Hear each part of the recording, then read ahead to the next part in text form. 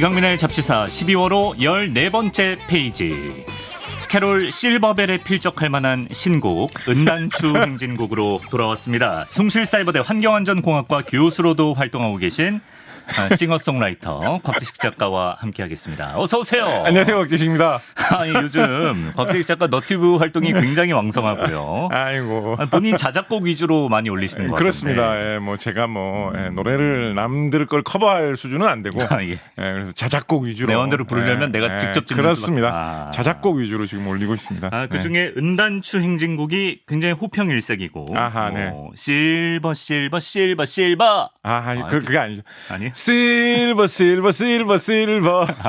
요 느낌이구나. 네. 실버 가사가 많이 들어가는데 이건 뭐 캐롤 곡인가요? 그 캐롤이라기보다는 예. 이제 우리가 너튜브 활동을 하다 보면 10만 구독자를 돌파를 하게 되면 그 너튜브 회사에다가 실버 버튼이라는 기념품을 신청을 할 수가 있게 됩니다. 그렇지요. 근데 이제 제가 활동하고 있는 제가 소유하고 있는 거는 뭐 말할 것도 없고 제가 출연 중인 너튜브 채널도 이 10만 달성이 너무나 쉽지가 않아가지고 특히 9만대에서 걸려가지고 계속 안 올라가는 거예요. 그래요? 그래서 너무나 안타까워서 그 안타까운 심정을 담아서 노래를 하나. 그럼 잡지사에 대한 안타까움도 포함된 거네요. 아니 이제 그런 것도 좀 있죠.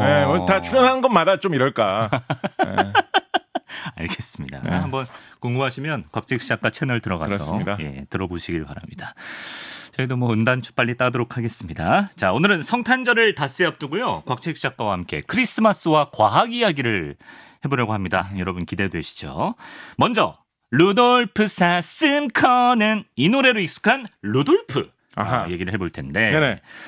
얘가 이제 크리스마스에 산타 할아버지 썰매 끌면서 전 세계를 누비고 다니는 그런 친구로 알고 있는데 근데 루돌프 노래에는 루돌프 사슴코라고 돼 있지만 사실 산타 썰매 끄는 건 술록 아닌가요? 그렇습니다.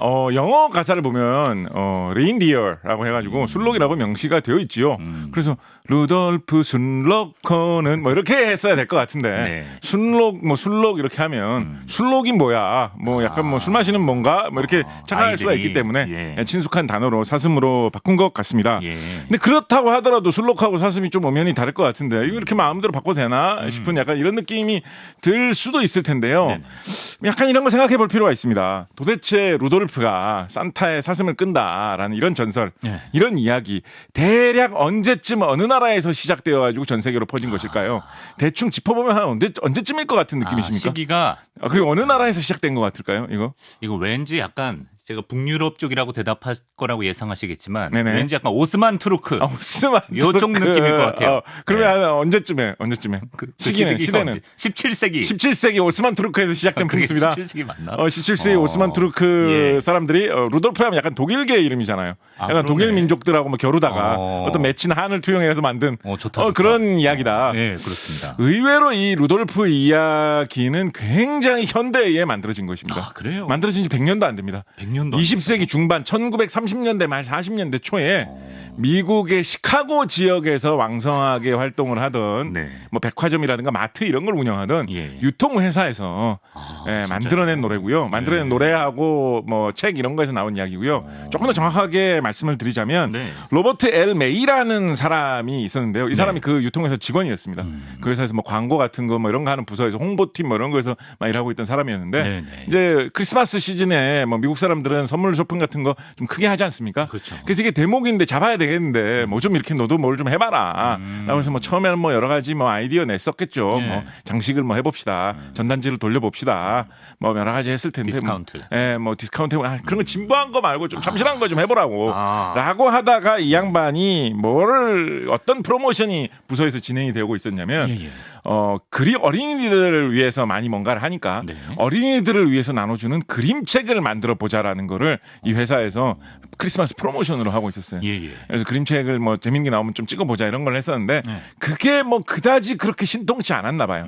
그래서 이 로버트 L 메이라는 이 사람도 나도 아예 직접 그림책을 하나 만들어야 되겠다라고 해서 회사에서 홍보용으로 찍어내는 그림책을 자기도 하나를 만듭니다. 그러니까 그림책이라는 게 이제 색칠 그림책이었어요. 애들이 이제 색깔 칠할 수 있는 그 그림책이었는데 거기에서 이제 이야기를 하나 만들어서 넣으려고 하다가 애들이 좋아하게 산타클로스 나오게 해야지. 산타클로스가 돌아다니게 하는데 뭔가 이야기를 뭘 만들어 볼까라고 하다가 제가 보기에는 뭔가 약간 회사 생활에 회한 같은 게 좀 반영된 것 같은 그런 이야기로 볼 수밖에 없어요. 뭔가 사람들이 다 손가락질만 하고 이렇게 있는데 예. 위에서 그 사람의 장점을 알아보고 좋은 자리로 꽂아주니까 주위에서 다들 와, 저 사람 내가 알아봤어. 막 루돌프 사슴코 그 이야기가 들어보면 의외로 좀 약간 비정한 이야기입니다. 생각해보면. 그렇죠. 예, 주변 사람들이 뭐 코 좀 이상하게 생겼다고 다들 막 비웃다가 이 높은 사람이 너다 이렇게 하면서 꽂아주니까 그를 매우 다 사랑해요 사람들이. 그 이유 하나만으로 자신들의 어떤 따돌림을 반성한다거나 이런 게 아니라 그러고 나서 막 그게 다 좋다는 식으로 끝나는 그런 노래죠. 그러네. 저는 이분의 직장 생활에 애환이 반영되었을 거라고 생각을 하는데 이 그림책이 성공을 거뒀고 이게 얼마 안 지나서 노래로도 나오면서 대성공을 하면서 미국에 퍼졌고 노래가 나와서 성공한 건 좀 더 지난 후입니다. 한 40년대 거의 다 돼서였기 때문에 40년대 지나서 40년대 50년대 건너오면서부터 미국에 유행하고 세계에 유행한 것이 이 루돌프 사슴코 이야기다라고 할 수가 있겠습니다. 100년도 안 된 이야기군요. 네, 그래서 뭐 우리나라의 이 독립운동가들 중에 광복되기 전에 이제 작곡하신 뭐 그런 분들 있지 않습니까? 예를 들면 뭐 도산 안창호 선생이나 이런 분들, 안창호 선생 같은 분들은 교회 열심히 다니시던 분들이거든요. 그래서 분명히 뭐 캐롤송 이런 거 많이 들으셨을 텐데 아마 이런 분들은 루돌프 사슴코 이 이야기는 몰랐을 가능성이 상당히 높습니다.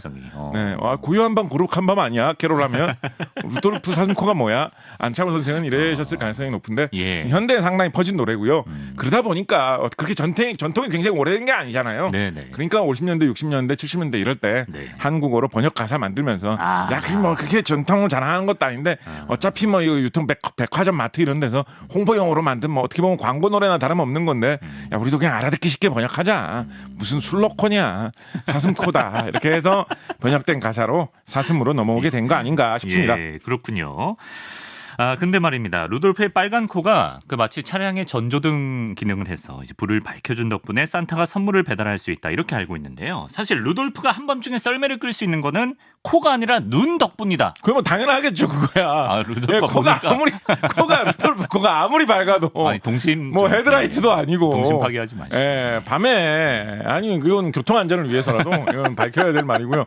나는 코가 밝아서 밤에도 뭐 괜찮아 이런 어린이들이 있으면 곤란하지 않습니까? 그렇죠. 코하고 상관없고요. 눈이 좋아서 밤에도 이제 좀 잘 본다라고 보는 것이 이제 맞을 것인데요. 눈이 실제로 좋나요? 네, 그렇습니다. 일단 뭐 술록하고 사슴을 좀 굳이 좀 비교 내지는 좀 뭐 구분을 해보자면 사슴이 이제 사슴과라는 분류에 속하고 있습니다. 사슴과라는 분류에 속하고 있는데 과가 같은 거죠. 그러니까 뭐 우리 뭐 그런 말 많이 하지 않습니까? 그런 거 할 때 뭐 얘랑 너랑 걔랑 같은 과야. 그러네. 우리 아버지랑 뭐 너랑 비슷한 과야. 뭐 이런 식의 얘기 우리도 많이 하지 않습니까? 그래서 비슷한 동물들을 묶어서 흔히 이제 우리가 많이 사용하는 분류가 이제 과라는 분류인데 그래서 뭐 여우는 객과 동물이다. 너구리도 객과 동물이다. 뭐 이런 말도 많이 하지 않습니까? 그래서 술록도 사슴과 동물이긴 합니다.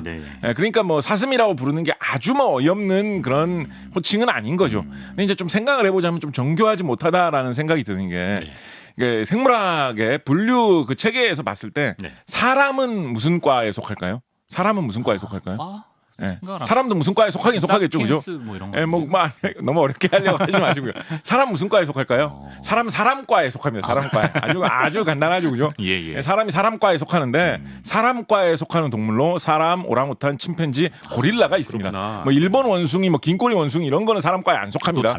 그래서 이제 그런 몇 가지 최근에 그렇게 바뀐 거예요. 사람과 오랑우탄, 침팬지, 고릴라 얼마나 가깝고 멀까 이런 거를 구분하는 것 중에 여러 가지 의견들이 있어가지고 과거에 한 40년 전, 30년 전 때만 하더라도 사람과에 속하는 동물은 사람밖에 없다. 뭐 이렇게 하던 시절도 있었습니다. 근데 지금은 사람과에 고릴라, 오랑우탄, 침팬지, 사람 이렇게 이제 속한다라고 보고 있거든요. 그래서 이제 술록과 사슴을 헷갈리는 것은 사슴과 안에 꽃사슴 이런 우리가 흔히 사슴이라고 하는 사슴도 있거든요. 근데 그 중에 같은 과지만 서로 다른 종인 술록도 있는 것인데 술록과 사슴을 혼동하는 것은 어떻게 보면 사람과 좀 고릴라를 혼동하는 것 같은. 그 느낌이네. 물론 뭐 그렇게 생각할 수 있죠. 우리 부장님 약간 고릴라처럼 생겼던데 뭐 그런 생각 할 수 있죠. 할 수 있죠. 그럼 꼭 계셔요. 그렇게 생각할 수 있는데 그 정도의 차이가 있긴 있는 거다. 근데 참고로 좀 묘한 게 뭐냐면 사슴과 동물들을 크게 두 부류로 나누면 노루 부류들하고 사슴 부류로 크게 나누거든요. 뭐 이제 그렇게 나눌 것 같지 않습니까? 왠지 딱 생각해봐도 고라니 느낌이랑 수록 느낌 그렇습니다. 다르죠. 그렇습니다. 그거를 근데 그게 착오예요. 왜? 우리가 흔히 사슴이라고 생각하는 그 전형적인 사슴 모습 있죠. 그게 이제 당연히 이제 꽃사슴 뭐 이런 게 엘크 이런 게 들어가는 사슴들인데요. 술록은 묘하게도 예. 뿔이 그렇게 멋있게 나 있는 뿔이 멋있게 나 있기로는 유명한 사슴과 멋있지. 동물인데 예. 술록은 묘하게도 또 노루류에 속합니다. 아, 제가 예. 노루류예요? 예, 묘하게도 그렇습니다. 예, 참 묘하지요. 그렇군요. 예, 그렇습니다. 예. 예. 눈이 어떻게 해서 좋으냐? 예. 뭐 눈이 뭐 좋은 몇 가지 이유가 있는데 일단은 그 우리 저기 이상한 게 지난 시간에 그 얘기 할 필요도 없었는데 블랙홀 얘기하면서 매의 눈 이야기를 잠깐 하고 지나갔었는데요. 네. 매의 눈처럼 술록도 자외선을 좀 잘 볼 수가 있습니다. 예, 그래서 이제 사람이 보지 못하는 색깔, 사람이 보기에는 투명하게 아무것도 안 보이는 것 같은 것도 술록은 이렇게 딱 보면 네. 뭔가 묻어 있는 것 같다 이렇게 볼 수 있는 그런 일단 그렇게 색깔 자체를 잘 파악하는 그게 있고요. 네. 또 한 가지는 뭐가 있냐면 사실은 이건 뭐 술록만의 특징은 아닙니다만 네. 많은 포유류 동물들이 뭐 개, 고양이 마찬가지고요. 밤에 보면 안광이라고 해가지고 눈이 이렇게 반짝반짝 빛나는 무서워요. 예, 그게 보일 때가 있죠, 그죠? 네네. 그게 이제 사실은 무슨 별거 아닌 무슨 뭐 말이나 뭐 소 이런 동물도 그런 게 막 가끔 보일 때가 있어가지고 그런 동물들 보면 좀 순하게 생기지 않았습니까? 그렇죠. 사슴이나 이런 동물 되게 순하게 생겼잖아요. 근데 밤에 보면 눈이 막 누렇게 막 번쩍번쩍 하거든요. 그래서 맞아요. 밤에 보면 왠지 좀 무서워 보이고 서프라이즈예요. 예, 사악해 보이고 좀 이럴 때가 네네. 있는데 네. 사실은 대부분의 포유류 동물들이 밤에 눈이 빛나는 그 능력을 갖고 있는 것들이 많이 있습니다. 어떻게 보면 주류가 그렇다고 할 정도로 많이 있습니다. 이게 뭐 예를 들어서 뭐 고양이하고 네. 사슴하고 소하고는 되게 많이 달라 보이지 않습니까? 달라 딱 봐도. 보이죠. 예. 그런데 이 세 가지 동물들이 어떻게 다 눈은 그렇게 비슷하게 빛나는 공통된 특징을 갖고 있을까? 이거를 생각해 보면 사실 좀 신기하고 이상한 문제죠. 네. 이거 왜 그럴까요? 이건 뭐 과학적인 설명이 가능할까요? 글쎄요. 예, 이게 뭐 딱 떨어지는 설명은 없습니다만 예. 많이 퍼져 있는 이야기가 무엇이냐면 네. 이 세 가지 동물들이 다 포유류 동물들이라는 특징이 있죠. 네. 그렇죠. 근데 포유류 동물들은 언제 처음에 진화가 시작되어 가지고 세상에 조금씩 퍼져나가기 시작했느냐 생각을 해보면 중생대에 퍼져나가기 시작했거든요. 중생대. 원시적인 뭐 쥐처럼 두더지처럼 생긴 포유들이 처음 퍼져나가기 시작했던 시대가 중생대거든요. 네. 근데 중생대라고 하면 지구를 지배하던 뭐 그런 동물들은 따로 있었다라는 생각이 들지 않습니까? 중생대. 공룡? 그렇지 않습니까? 네. 뭐 쥐라기 이런 게 중생대에 예, 포함되어 예, 있으니까. 예, 예. 그러니까 공룡들이 지배하던 시기였단 말이에요. 공룡 딱 봐도 무섭잖아요. 근데 그 시대의 포유류라고 해봐야 뭐 쥐처럼 생긴 건데 공룡들 막 돌아다니는 세상에서 어떻게 살아남을 수가 있겠습니까? 그래서 살아남는 방법이라고 하는 것이 주로 밤에 숨어서 활동하는 방법들밖에 없었다고 밤에 사려고 볼 수 있겠습니다. 예. 그래서 밤에 살아남으려고 하다 보니까 머나먼 포유류의 조상들이 예. 다 눈이 밤에 잘 볼 수 있는 눈을 좀 갖게 된 겁니다. 그리고 그것들의 후손이 다 갈라져 가지고 네. 뭐 사슴도 되고 개도 고양이. 되고 고양이도 되고 했기 때문에 다들 그렇게 밤에 반짝반짝. 눈을 잘 볼 수 있는 안광이 잘 나타나는 그런 눈을 가진 것들로 쭉 퍼져 있는데요. 네. 안광이 안 나타나는 몇 안 되는 포유류 동물로 짚어볼 수 있는 게 무엇이냐? 사람입니다. 사람. 사람은 밤에 그런 식으로 눈이 막 빛나고 하는 그런 사람은 없죠. 그럼 전설의 고향 가야죠. 예, 그러면 우리 흔히 이제 눈에서 뭐 레이저 쏜다 이런 말을 약간 좀 무섭다라는 뜻으로, 그렇지. 비범하다는 뜻으로 사용하지 않습니까? 실제로 이제 눈에서 그렇게 빛이 반사되는 경우가 없기 때문이거든요. 없죠. 예. 그래서 이제 사람은 왜 그런 게 없을까라고 할 때 이제 뭐 갖다 붙이는 설명 중에 하나가 뭐냐면 사람은 밤에 그렇게 숨어서 사는 거를 포기하고 네. 대신에 낮에 활발하게 활동하는 걸로 좀 전향했다. 길을 바꿨다. 사람은 좀 나중에 탄생한 동물이기 때문에 공룡 시대 한참 지나서 사람은 출현하지 않았습니까? 그러니까 뭐 굳이 공룡 두려워할 필요는 없고 그 외의 입장에서는 낮에 멀리 보면서 더 멀리 개척하고 낮에 사람들끼리 얼굴을 자세히 보면서 표정을 보면서 서로 의사소통을 하고 낮에 그리고 다른 사냥감을 잘 보면서 잡으러 다니고 그런 쪽으로 낮에 활동하고 밤에는 쉬는 그 습성을 사람은 택했기 때문에 사람은 그렇게 안광이 반사가 되는 습성이 없는데 아직 이 술록 같은 동물에는 남아 있고 특히 술록은 되게 이 북쪽의 추운 지방에 많이 살고 있거든요. 네, 그렇죠. 북극권 가까운 곳에 술록들이 많이 살고 있는데 네. 술록 같은 경우에는 이 북극권 지방의 계절이 이 천문학적인 특징이 우리가 겨울이 되면 밤이 길어지고 낮이 짧아지지 않습니까? 그렇죠. 우리가 사는 한국에서도 네. 계절이. 근데 이런 정도가 밤이 길어지고 낮이 짧아지는 정도가 우리나라에서도 함경도 깊은 북쪽 끝지방이 더 심할까요? 아니면 제주도 같은 남쪽 끝지방이 심할까요? 함경도 북쪽 끝지방. 딱 봐도 북쪽으로 갈수록 그게 더 심할 것 같지 않습니까? 그죠? 그래서 북쪽으로 가면 갈수록 겨울철이 됐을 때 밤이 점점 더 길어집니다. 네. 우리가 소위 말하는 북극권이라고 하는 그 지역보다 더 북쪽으로 올라가면 겨울철이 되면 밤이 깊어졌을 때는 하루 종일 해가 안 뜨는 24시간 밤만 지속되는 그런 시기도 계속 진행되는 그런 때가 나타나게 되거든요. 예. 그렇다 보니까 밤이 너무너무 긴데 지난주에 이제 핀란드 분이 나와서 극야 현상. 예, 그렇습니다. 예. 그래서 그때 이제 살아남으려고 하다 보니까 뭐 핀란드 분들도 좀 뭐 밤눈이 밝으신지 모르겠습니다만 술록은 자연스럽게 눈에 반사판이 발달해가지고 다른 동물 그래서. 이상으로 더 안광을 잘 뿜어낸다. 그래서 뭐 고양이 눈이 뭐 이렇게 안광을 잘 뿜어내는 걸로 뭐 유명하다. 그래서 뭐 고양이가 요물이다. 뭐 이런 식으로 하는 이상한 그런 신념 같은 게 우리나라에 조금 과거에 퍼져 있었는데 예. 사실 뭐 우리나라에 술록이 없어서 그렇지 예. 술록 눈이 훨씬 무서운 눈이다라고 할 수 있겠죠. 그렇습니다. 술록은 눈이 좋습니다. 굳이 산타가 루돌프를 낙점할 필요가 없었네요. 그렇습니다.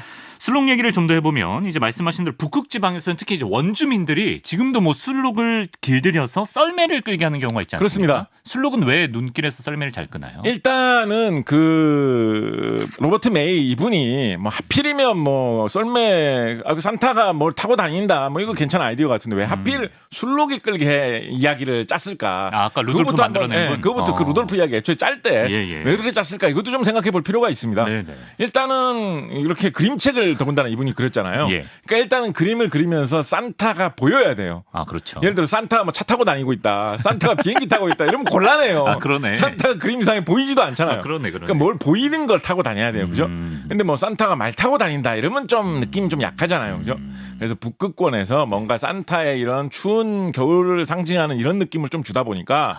북극권 지방에서 사람들이 많이 타고 다닐 만한 교통수단 중에 이렇게 산타가 좀 노출될 수 있는 거 이걸 찾다 보니까 실제로 북극권 지방에 있는 나라에서는 이 술록이 썰매를 많이 끌게 하거든요. 그래서 이 루돌프 이야기가 나오기 전에도 산타클로스 그림을 그리면서 술록이 끄는 썰매에 태운 모습으로 그리는 경우가 사례가 없지는 않았습니다. 루돌프 이야기가 나오기 전에도. 그래요. 그러니까 이 로버트 메이 이 사람이 그런 그림을 보고 이거다. 요게 산타 얼굴이 잘 보이네. 그래서 선택을 했겠죠. 그죠? 예. 그렇다면 술록은 왜 이렇게 사람의 썰매를 잘 끄느냐? 술록의 이제 록은 사슴이라는 뜻입니다. 말 뜻 자체가. 녹용할 때. 녹용할 때 그 녹자죠, 그죠? 순은 무슨 순자일까요? 어떤 한자로 무슨 순자일까요? 순. 순 무슨 순? 무슨 죽순할 때 순 죽순할 때 순자일까요? 왜 죽순이 뭐 뿌리 죽순처럼 잘 난다고? 모르겠는데. 길들일 순자입니다. 길들일 순하다 순자. 할 때. 그 순하다 할 때 그 순자 쓰기도 하고요. 길들일 순자입니다. 그래서 술록이 무엇이냐? 사슴인데 산에서 뛰어노는 사슴이 아니라 사람이 가축으로 길들이는 사슴이라는 뜻입니다. 애초에. 그래서 사슴과 동물 중에 사람이 가축으로 길들이는데 성공한 동물이 뭐냐라고 하면 거의 유일하게 꼽는 게 바로 이 술록입니다. 그러네요. 실제로 시베리아나 북극권 지방에 가면 러시아 뭐 이런 데 가면 실제로 술록을 소나 말처럼 길들여가지고 몽골에서 말을 방목해놓고 기르듯이 미국의 텍사스에서 소를 풀어놓고 기르듯이 시베리아 지방에 가면 술록을 풀어놓고 기르는 사람들이 많이 있습니다. 그렇다 보니까 그러니까 처음에는 뭐 술록이 사슴치고 굉장히 크거든요. 사슴 중에서는 뭐 흔히 뭐 사슴과 동물 중에 정말 큰 사슴으로 우리가 저기 미국에서 무스라고 하는 뭐죠 말코 무슨 뭐 손바닥 사슴인가 하는 그게 있습니다. 그 엄청난 막 공룡만큼 크잖아요. 그런 정도 제외하면 술록이 뭐 거의 사슴 중에서 술록이 이렇게 서 있으면 웬만한 작은 사람 키 정도 크기가 됩니다. 말보다도 훨씬 크게 느껴질 것 같아요. 그러니까 말보다 크기는 좀 쉽지 않은데요. 큰 술록하고 작은 말하고 비교해 보면 술록이 더 크다라고 할 정도로 말만한 사슴이라고는 충분히 할 수 있습니다. 몸무게가 300kg까지 무게가 많이 나가면 한 300kg까지 나가거든요. 그래서 술록이 엄청 큰 사슴이에요. 처음에는 분명히 사람 말을 안 들었을 거예요. 근데 이제 시베리아에 사시는 어떤 분이 저거를 길러가지고 어떻게 하면 진짜 뭐 일도 잘할 것 같고 좀 이렇게 고기도 먹을 것도 진짜 많을 것 같은데 어떻게 할 수 없을까라고 그러니까 옆에 사람들 처음엔 좀 말렸겠죠. 그렇죠. 야, 뭐 저렇게 큰 걸 어떻게 길들이냐고 포기하라고 그걸 잘못하면 죽는다고 막 이렇게 하는데 그 사람이 나중에 이제 무슨 가죽 같은 거 거래하려고 뭐 한국이나 이렇게 좀 남쪽 지방에 이렇게 가 보니까 그 사람들 막 소를 길들여가지고 막 키우고 있는 거예요. 그래서 이제 야 저기 남쪽 사람들은 한국 사람들 소도 길들여가지고 그 막 뭐 일 시키고 막 밥 깔고 이러고 있더라. 우리라고 술록이라고 못할 거 뭐냐라고 해가지고 진탕 고생하면서 길들였겠죠. 관우가 적토마를 길들이듯. 그래서 막 해가지고 그리고 이제 이 진화의 기본 원리이기도 한데 그렇게 해가지고 이제 술록을 여러 마리 그렇게 길들여가지고 새끼를 이제 쭉 치게 하면 새끼 중에 좀 순한 애가 나오고 좀 이렇게 사나운 애가 나오겠죠, 그죠? 그럼 사나운 애는 뭐 일찌감치 잡아먹거나 하고 순한 애를 계속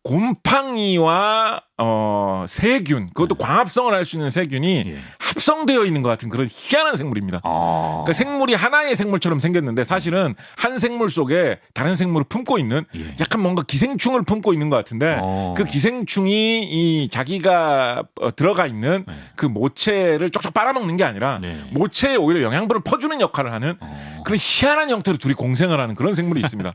약간 뭐랄까요, 이게 뭐 버섯인데 꽃이 피는 버섯이라고 해야 될까? 곰팡이와 약간 광합성할 수, 곰팡이는 광합성을 못 하거든요. 곰팡이와 광합성할 수 있는 세균이 서로 합체돼 가지고 사는 두 개, 마치 막 사람인데 등짝에 새가 깃들어서 살고 있어가지고 야 날아가자라고 하면 날갯짓을 하면서 막 날아갈 수도 있는 그런 합성 생물 같은 그런 거가 있어요. 진짜 이상한 생물이잖아요. 저런 게 저게 뭐 아까 뭐 석상 같은데 붙어 있는 예를 말씀드렸는데 석상 말고 그냥 아파트의 나무나 그냥 무슨 뭐 옹벽이나 뭐 동네 무슨 그냥 돌 바위 뭐 이런 데도 막 붙어 있습니다.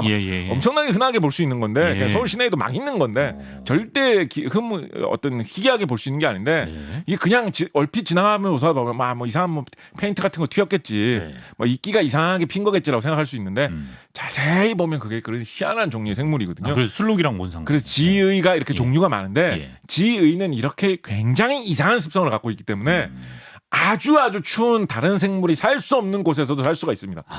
남극에서도 지의류가 사는 경우가 꽤나 많이 있습니다. 그래서 뭐 예전에 한 몇 년 전에 남극에서 사는 지의류에서 희한한 성분을 추출해가지고 무슨 화장품을 만들어서 뭐 남극의 비법 뭐 이러면서 판매하고 이런 적도 있었습니다. 우리나라 회사 중에 추운 데서 이것들이 잘 피어나는데 술록은 요거를 뜯어먹고 사는 습성이 있습니다.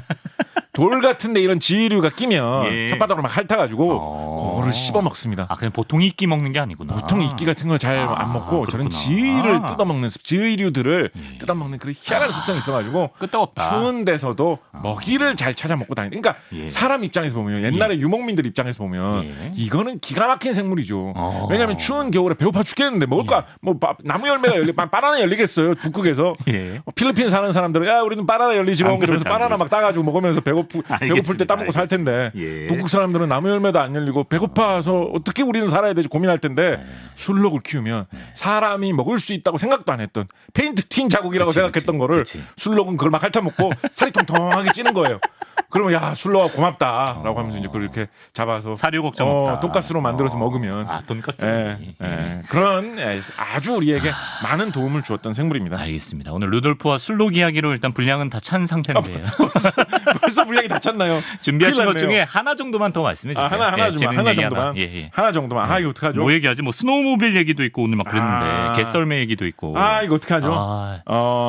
어떻게 하죠 이거? 한 6, 7분 정도 드리겠습니다. 어떻게 하죠? 인심 써서. 그래도 과학 시간이니까 약간 좀 기계적인 이야기 하는 게 좋을 것 같아서 우리가 스노우모빌 이야기를 해보도록 하겠습니다. 그러시죠. 스노우모빌. 눈 위에서 달리는 자동차. 스노우모빌이 언제 처음에 탄생했을까를 생각을 해보면 당연히 이제 눈이 많이 오면 기차가 못 가지 않습니까? 그렇죠. 그러니까 기차를 개발하는 사람들이 딱 불만이 생겼겠죠. 아니 기차가 눈 안 온 데서는 이렇게 잘 달리는데 눈 많이 오면 기차가 못 움직이네. 왜냐하면 기차가 처음 개발된 유럽에 뭐 영국이나 뭐 기차가 많이 도입되었던 독일 이런 나라도 눈 많이 오는 지방이 있으니까요. 그러니까 이제 그거에 불만이 딱 생겼겠죠. 그래서 스노우모빌이라는 게 의외로 굉장히 초창기부터 사람들이 개발하려고 많이 노력을 했습니다. 실용화된 제품이 나온 지는 상당히 좀 오래 좀 더 지나야 됩니다만 거의 뭐 19세기 말 20세기 초 이럴 때부터 기차가 개발된 지 얼마 안 됐을 때부터 나는 눈 위에서도 가는 기차를 만들 거야 이러면서 스노우모빌을 막 만들기 시작했었습니다. 심지어 이거는 누가 봐도 요거는 약간 썬킴님 아이템인데요. 남극의 중심지인 남극점을 정복하려고 겨루었던 탐험가들의 경쟁으로 정말 유명한 이야기 중에 영국의 스콧이라는 사람하고 노르웨이 맞죠? 아문젠이라는 사람이 서로 대결했던 이야기가 굉장히 유명한데 결국 이제 아문젠이 이기고 스콧이 졌는데 이 스콧 같은 경우에 스노우모빌을 만들어 가지고 남극까지 이거를 들고 가 가지고 요거를 타고 가면 이제 편하게 갈 수 있겠지라는 그런 기막힌 발상으로 아문젠 같은 경우에는 이 사람 노르웨이 사람이잖아요. 그래서 아문젠 같은 경우에는 무슨 생각을 했냐면 실제로 많이 이렇게 북극 이 눈판에서 이렇게 움직여 보면 술록도 술록이지만 개썰매가 진짜 좋거든요. 개들이 뭐 딴 것도 있지만 개들이 잘만 관리를 하면 개들이 실제로 이제 우리나라에 개 키우시는 분들 경험한 분들이 많을 텐데 개들이 눈을 보면 막 엄청나게 좋아하는 경향이 있습니다.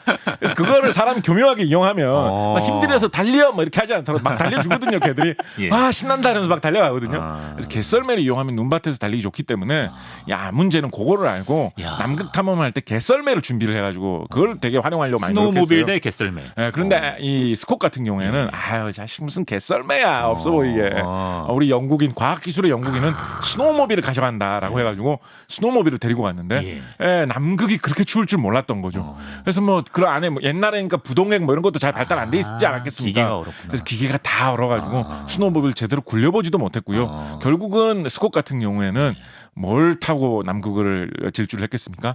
말을 타고 왔습니다. 말이요? 그러니까 쉽지 않았겠죠, 그죠? 개가 훨씬 나을 것 같아요. 그러니까 이제 뭐 아문제한테 밀릴 수밖에 없었을 텐데, 요 이야기 나중에 썬킴님한테 자세히 부탁해 보시고요. 그래서 그때부터 스노우모빌이라는 게 사람들 사이에 이미 좀 이렇게 화제가 되고 언급이 되곤 했었는데. 본격적으로 스노우모빌을 진짜 만들어서 대량 생산해서 팔아보겠다. 요거를 생각한 걸로 정말 유명한 그런 사람이 누가 있었냐면 이거를 프랑스어식으로는 흔히 봉바르디에라고 하기도 하고요. 뭐 영어식으로 좀 읽어서 봄바르디어 뭐 이런 식으로 읽기도 하는 캐나다 사람이 있습니다. 봉바르디에라는 사람이 캐나다 사람이니까 눈 막 있는 이런 데서 특히 이제 1920년대에 미국에서 헨리 포드 뭐 이런 사람이 자동차를 개발해가지고 엄청나게 자동차 대량 생산으로 돈을 많이 벌었거든요. 그래서 그러고 나니까 미국 사람은 자동차 생산해서 돈 많이 버는데 우리 캐나다에서도 뭐 좀 해볼 수 있는 게 없을까라고 생각하다가 이 봉바르디에라는 사람이 캐나다면 눈이지라고 해가지고 눈에서 움직일 수 있는 자동차를 내가 개발하겠다라고 해서 스노우모빌이라는 거를 개발을 해가지고 판매를 하기를 시작했고 그 회사가 이제 봉바르디에라는 회사인데 이 봉바디어라는 이 회사가 처음에 스노우모빌 장사로 시작해가지고 나중에는 이런 식으로 기계 파는 장사로 굉장히 커져가지고 나중에는 이 양반이 무슨 사업으로 큰 성공을 거뒀냐면 비행기 사업으로 굉장히 큰 성공을 거뒀습니다. 그래서 지금도 이 사람의 회사가 내려온 캐나다 회사가 세계적인 비행기 제조 회사입니다. 이 회사에서 만든 여객기 같은 게 우리나라 항공사에서도 돌아다닌 적이 꽤 있었습니다. 그러니까 뭐 엄청나게 큰 여객기 같은 거는 뭐 크게 인기는 없는 것 같은데 그거보다 좀 작은 여객기 있지 않습니까? 프로펠러로 움직이는 거 한 50명, 60명, 40, 50명 이렇게 타는 여객기 그런 거 뭐 김포에서 제주도 가는 뭐 그런 거 정도로 운행됐던 적이 있었는데 그거를 운행했던 회사가 사실은 스노우모빌 장사로 시작했던 그런 회사고 이 회사의 이 봉바르디에 이 분이 스노우모빌 처음 장사하기 시작했던 요 시기가 사실은 1930년대 중반입니다.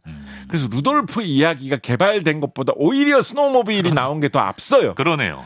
그래서 사실은 이 루돌프 이야기가 굉장히 재밌게 지어내다 보니까 이렇게 지어낸 거지 조금 현실적으로 그때 당시에 생각을 했다면 산타클로스가 굳이 뭐 효율성이 잘 안 나오는 뭐 술록을 굳이 잡아와가지고 돌아다니기보다는 오히려 논란도 있고요. 오히려 스노우모빌을 타고 다녔을 가능성이 더 높다라고 보아야 한다 생각하시면 되겠습니다. 그 정도로 마무리해보겠습니다. 하나만 더 하면 안 되겠습니까?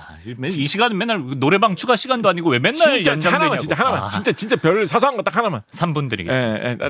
진짜 사소한 거 사소한 하나인데 좋습니다. 우리가 이 라디오 오프닝 할 때 구상나무라는 거 이야기를 했습니다. 구상나무 이제 크리스마스 트리를 우리나라에서는 이제 플라스틱 트리를 많이 씁니다만 미국이나 캐나다 이런 데서는 진짜 나무를 잘라가지고 그거를 트리로 굉장히 많이 활용을 하지요. 그럼 어떤 나무를 잘라서 트리로 많이 활용을 하느냐? 보통 전나무가 모양이 좋기 때문에 전나무를 잘라가지고 그거를 트리로 많이 활용을 합니다.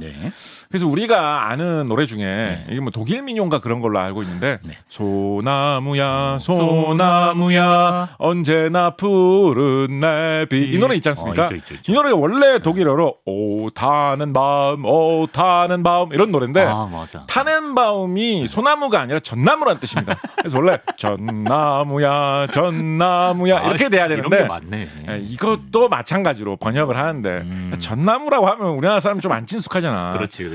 우리나라 한국 사람 소나무가 친숙하게 여길 거야. 그래서 가사를 소나무로 바꾼 건데요. 그래서 전나무가 소나무보다는 우리나라 사람들이 훨씬 덜 친숙합니다.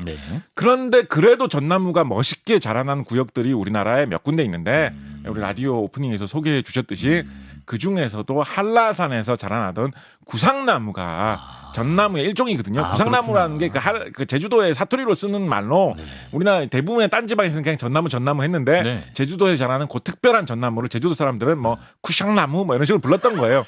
그래서 그게 이름이 구상나무로 굳어졌고 예. 고개 모양이 예쁘게 생겨가지고 그거를 이 미국 분이시죠. 미국의 이런 식물, 이런 생물 이런 거 연구를 많이 하던 네. 윌슨이라는 분이죠. 이 윌슨이라는 영국 분이신가요? 예. 이 윌슨이라는 분이 네. 잘라가가지고 딴 데 이렇게 많이 퍼뜨리셨는데 특히 미국에서 이 구상나무가 제주도 구상나무가 저희 전나무 트리용 나무로 큰 인기를 얻어가지고 한때는 굉장히 이 트리 시장을 한번 휩쓴 적이 있었고요. 아, 그래요? 지금은 뭐 주류다 이게 뭐 제 1위다라고 할 정도까지는 아닌데 아직도 이 구상나무의 후손인 전나무들이 뭐 꽤나 뭐 팔리고 있어서 지금 그 나라에서 키우는 거죠? 아니 뭐 그렇습니다. 예. 그래서 아직도 뭐 어느 정도의 크리스마스 트리 중에 상당한 지분을 차지하고 있는 것이 한국의 전나무 그 중에서도 제주도의 구상나무다라고 보시면 되겠습니다. 예, 여기까지. 참고로 그 제주도 분들이 했던 그 쿠샹 그게 성게란 뜻이래요. 그렇군요. 뾰족뾰족하게 생겼으니까. 방언이라고 합니다. 성게나무군요. 그러니까. 여기까지. 크리스마스와 과학 이야기로 곽재식 작가와 함께 연말 느낌 좀 내봤습니다. 작가님 행복한 성탄 연휴 보내시고 메리 크리스마스입니다. 고맙습니다. 감사합니다.